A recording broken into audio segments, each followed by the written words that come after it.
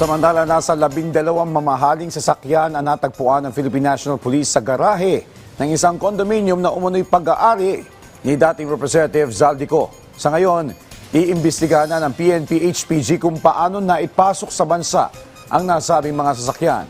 May report si Ryan Lesiges. Nakatakdang isailalim sa forensic examination ng Philippine National Police o PNP ang mga sasakyan na kanilang na-recover sa garahe ng isang condominium na sinasabing pag-aari ng mga kumpanya na konektado kay dating Ako Bicol Representative Zaldico.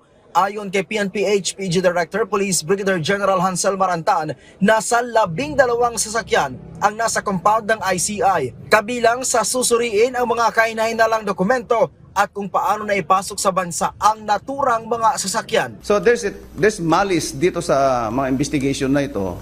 Kung you are in good faith to that, bakit di mo i-surrender yung mga motor vehicle subject of the investigation para matapos na? Ang problema, some of their mga advisors, they're concealing it. Kaya nahirapan yung mga investigators.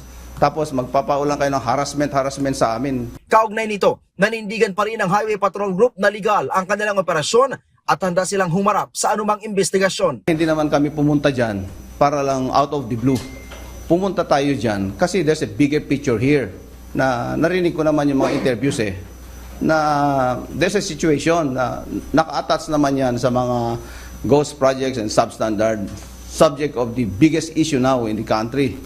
Kaya pumunta tayo yan is the interest of the state. Kabilang sa mga luxury cars, ang isang Rolls-Royce na nakapangalan sa Eco Leisure and Hospitality Holding Inc., Toyota Sequoia na nakapangalan naman sa La Venecia Hotel Spa Inc., tatlong Cadillac Escalade na nakapangalan naman sa Misibis Resort, Sunwest Construction at Eco Leisure and Hospitality Holding.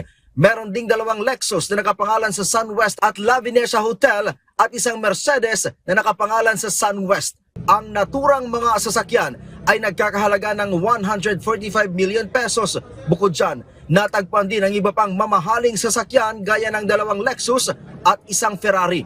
Kaugnay nito, ay ibinunyag ni Marantan na 10 mamahaling sasakyan pa ang kanilang hinahanap na kabilang sa 24 na subject sa search warrant. Binibigyan ko ng warning yung mga nagtago ng mga sasakyan na hinahanap namin. Kasi pag inabutan namin sa inyo yan, kayo ang mananagot. Hindi naman ninyo may tatago ng matagal yan. Ang laki-laki ng mga sasakyan na yan So, mag-isip-isip na rin kayo dahil hindi naman kami inosente sa mga craft ninyo. Almost alam na namin yung mga modus na rin ninyo. Sa ngayon ay may natanggap na daw na surrender filler ang PNP HPG sa ilang personalidad na may hawak sa mga sasakyan. Tuloy-tuloy din daw ang ugnayan ng PNP sa Bureau of Customs para sa isinasagawang investigasyon. Ryan Lesiges para sa Pambansang TV sa Bagong Pilipinas.